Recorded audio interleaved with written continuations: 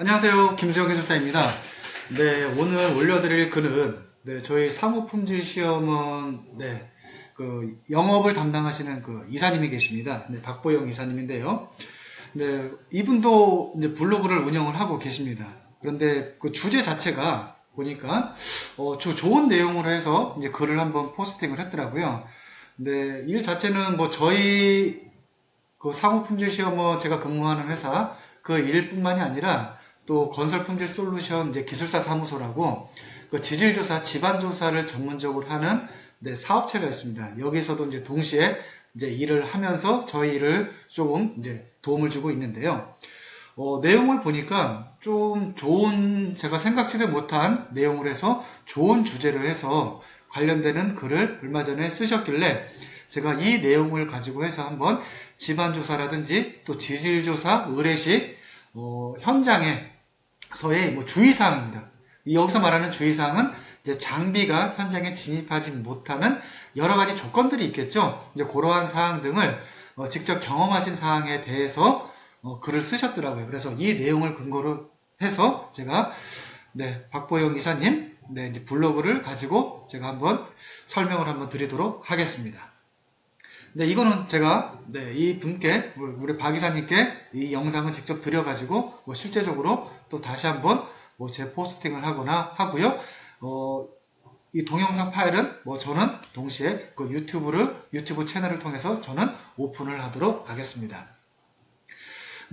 지반조사 의뢰를 받게 되면 저희가 항상 이제 확인을 하는 게 있죠. 저도 그렇고 지반조사 업체를 하시는 분들은 아마 대부분이 그럴 것입니다. 먼저 시추할 개소수 또는 이제 수량이죠. 그리고 시추할 시추공의 사이즈, NX 사이즈 즉 76mm로 할 건지 아니면 BX 구경이 작은 거죠. 58mm로 할 건지의 여부.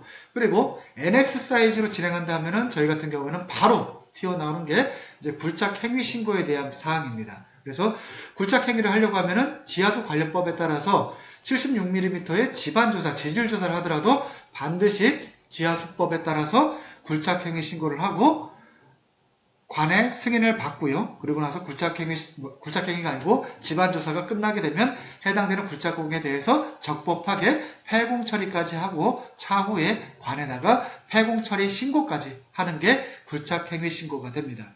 그러면 이 굴착행위 신고를 하려고 하면은 처음에 토지자, 토지 소유자죠. 소유자의 토지 사용 승낙서가 있어야 되고요. 이 토지 사용 승낙서에는 해당되는 주소, 지번, 면적 이런 것들이 들어가고 인적사항 그리고 인감도장을 반드시 날인을 해주고 이에 대한 첨부 자료로 또 토지 소유자의 인감증명서가 필요하게 됩니다.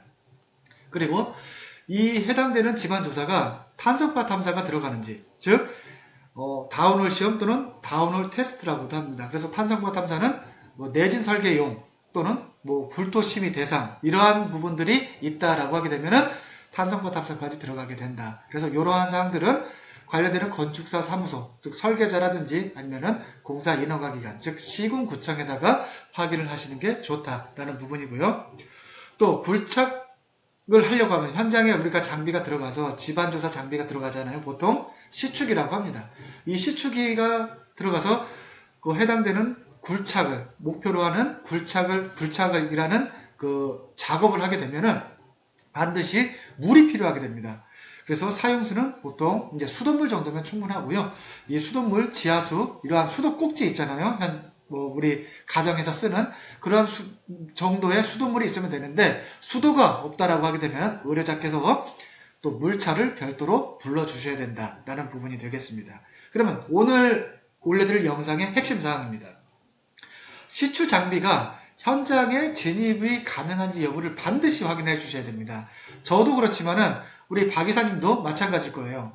시추 일정을 다 잡고 현장에 대한 기본적인 1번부터 5번에 대한 사항을 늘 확인합니다. 또 하나, 장비가 현장에 진입할 수 있는 여건이 있는지도 저희가 늘 말씀을 드리는데 부득이하게 미처 저희가 모든 것을 디테일하게 하나부터 10까지 다 저희가 알고 있는 선에서는 체크리스트를 가지고 해서 확인을 해드리지만은 정말 우발 상황들이 꽤 많이 발생을 했기 때문에 오늘 이 영상을 저도 좋은 내용이다 라고 해서 촬영을 하게 되는 것이죠. 먼저 시추 장비가 현장 진입을 할 수 있는지 여부를 반드시 확인을 하셔야 됩니다. 그러면 여기 같은 이 현장 같은 경우에는 보니까 여기가 도로부입니다. 도로부에서 시추할 부지가 여기에요. 근데 물이 차 있네요. 근데 물이 차 있는 게 문제가 아니라 장비가 이 들어갈 수 있는 여건이 안 되는 거죠. 보면 약 1m 정도의 도로하고 이미 터파기가 되어 있기 때문에 단차가 일어나죠. 이럴 경우에는 백호, 즉 포크레인 등의 장비를 불러주셔가지고 이 장비가 들어갈 수 있는 진입로, 통로를 만들어 주셔야 된다는 얘기죠. 그래서 시추할 부지와의 단차가 큰 경우, 이럴 경우에는 반드시 장비가 진입할 수 있는 진입 통로가 있어야 된다. 여기도 마찬가지네요. 그렇죠? 장비가 진입할 수 있는, 사람이 여기 서 있는 것 같은데 언뜻 보더라도 한 70cm, 80cm 정도의 단차가 있죠. 왜? 미리 터파기를 했기 때문에. 이 우리 시추 장비는 굉장히 우리 무한궤도의 바퀴를 가지고 있는 장비인데 단차가 15cm, 20cm가 넘게 되면은 장비가 진입을 할 수가 없습니다. 물론 뭐 강목이라든지 이런 거를 통해서 할 수는 있겠지만은 요런 형태로 해서 막 50cm 이상 이렇게 나게 되면은 장비가 절대 진입할 수 없다. 그리고 철거가 이제 최근에는 이제 수도권, 특히 서울 같은 경우에는 이제 기존에 있는 노후 건축물을 철거를 하고 나서 이제 착공 신고를 위해서 바로 집안 조사를 의뢰하는 경우들이 있습니다. 근데 저도 몇 번을 경험을 했는데 철거를 진행을 하게 되면은 철거 관련되는 인허가도 받아야 되고 승인도 받아야 되고 또 해당되는 철거 그 구조물에 성면이 있게 되면은 성면에 대한 심의도 받아야 됩니다. 또 성면 또 감리도 선정을 해야 되고요. 또 각종 민원이 발생을 해요. 이 철거하는 과정에서 주변 분들을 통해 가지고 민원이 발생하게 되면 내가 계획하고 있던 철거 일정보다 시간이 길어지게 되는 것이죠. 또 어떤 경우에는 철거를 하면서 이러한 잔해물을 완전히 반출하지 않은 상태에서 집안조사를 의뢰하는데 그 많으신 분들이 뭐 이러한 정도면은 뭐 우리 백호 즉 포크레인이 얼마든지 진입할 수 있으니까 충분히 집안조사를 할 수 있겠지라고 생각을 하시는데 이러한 콘크리트 잔해물 등이 해당 부지에 있어도 전혀 장비 진입을 할 수 없고 집안조사가 불가능하다라는 부분을 말씀을 드립니다. 네, 마찬가지죠. 철거 진행되는 과정이죠. 철거와 다른 장비 작업, 특히 이제 부지가 여유가 없는 경우에는 서로 간섭이 되면 안 됩니다. 왜? 우리 집안 조사를 하려고 하게 되면 보통 5톤 덤프가 아니죠. 5톤 장축 트럭에다가 시추 장비가 따라다닙니다. 그럼 트럭도 한쪽에 있어야 되고 시축이 있어야 되죠. 또 물이 안 나오게 되면 물차까지 있어야 됩니다. 그래서 이러한 지금 여기 철거 작업이 진행되는데 백호 있고 덤프 트럭이 있고 거의 꽉 차죠. 이러한 요건에서는 마찬가지 집안 조사를 할 수 없다라는 부분 말씀드리고요. 또 이러한 경우도 많이 있습니다. 울타리인데 굉장히 탄탄하게 그냥 일반적으로 그냥 뭐라 그러죠? EGI가 아니고 그냥 메쉬 펜스라든지 이런 것들 같은 경우에는 벤치나 이런 걸 이용해 가지고 풀 수가 있는데 여기 뒤에 보면은 우리 강관 파이프 있죠? 강관 파이프에다가 클램프로 견고하게 연결이 되어 있는 경우들이 있어요. 이런 경우는 우리 시추 기사님들, 소장님들이 장비를 이거 가지고 다니질 않습니다. 할 수가 없어요. 이거는 비계공들이나 전문적으로 하시는 분들이 이 펜스를 철거를 해주셔야 된다는 얘기죠. 그래서 펜스에 대한 부분. 또 어떤 경우냐? 저희가 얼마 전에 구리시 쪽에 집안조사를 한 경우가 있었던 것 같아요. 제가 이 얘기를 들었는데 집안조사해서 여기도 마찬가지 이거는 그냥 일반 메쉬 펜스잖아요. 큰 문제 없다. 좀 전에처럼 이러한 펜스하고는 좀 틀리죠. 견고 상태가. 이거는 저희가 그냥 너트라든지 이런 것만 좀 풀어가지고 해서 한쪽으로 제껴두고 하면 되는데 이 현장 같은 경우에는 폭이 보시는 것처럼 이 승용차 있잖아요. 승용차 한 대 반 정도의 폭인데 이 승용차를 이 앞에다가 세우는 거죠. 진입로가 여기밖에 없는데. 근데 이 승용차 차주는 출근하는 거예요. 이 옆에 빌라에 사는 것 같아요. 그래서 여기 그동안에 계속 나대지 상태로 있었다 보니까 여기다 차를 세워놓고 출근을 한 거죠. 저희는 여기 아침 8시에 갔는데 이분은 오후 7시나 돼야지 퇴근을 한다는 얘기죠. 할 수가 없는 상황이죠. 이러한 부분. 그래서 이러한 부분이 있다고 하면은 반드시 의뢰자께서는 그 전날이라도 해서 이 앞에 차를 세우지 않도록 어떠한 조치를 해 주셔야 된다라는 부분을 말씀을 드립니다. 여기도 마찬가지죠. 차량이 이렇게 양쪽에 다 세워져 있다 보니까 요즘에는 뭐 차를 안 가지고 출퇴근하시는 분들도 많잖아요. 그러다 보니까 이 현장도 마찬가지 진입이 하기가 곤란하다라는 부분입니다.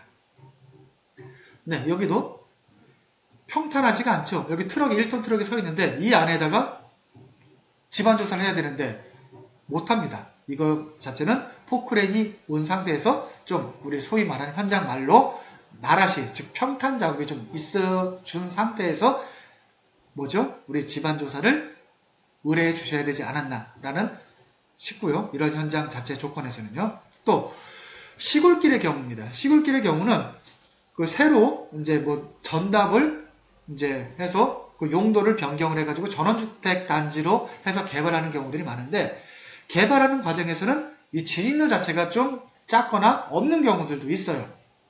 요거는 뭐죠? 네, 요 부분이 이제 전원주택 단지로 개발이 되는 현장인데 여기서 걸어가라고 나와요. 근데 실제 저희 의뢰자 쪽에서는 이런 형태로 해가지고 진입로를 이렇게 가면 된다라고 해서 네이버라든지 다음 지도를 통해서 진입할 수 없는 여건인데 본인 의뢰자께서는 길이 있다라는 부분이 있다라고 하시게 되면 이런 형태로 옛날 이제 막 우리 언제죠? 쌍팔년대로 돌아가서 약도를 좀 그려주시면 저희가 현장까지 진입하는 데 있어서 편하지 않을까 싶습니다. 네, 이렇게 해가지고 지반 조사를 일정을 다 잡았는데 현장에 진입할 수 없는 여건들에 대한 사례를 해서 좋은 글이 있어가지고 제가 한번 인용을 했고요. 그래서 얼마든 지반 조사 또 이 외에도 뭐 여러 가지 조건들로 인해서 못하는 경우들이 또 다반사입니다. 근데 저희 입장에서는 현장에 장비가 출발하고 현장에 도착했는데 그 조사 용역 자체를 못하게 되면은 또 어느 정도 손실이 발생을 하게 되죠. 왜 일을 그만큼 못하게 되는 거니까 저희가 늘 해서 지반 조사를 의뢰를 하게 되면은 의뢰자께 꼭 여러 가지 장비에 대한 진입 부분을 늘 확인을 하고 해서 의뢰자께서도 좀 적극적으로 이러한 부분을 한번 확인을 해 주시고 하면은 좋지 않을까 싶어서 오늘 영상을 찍게 되었습니다.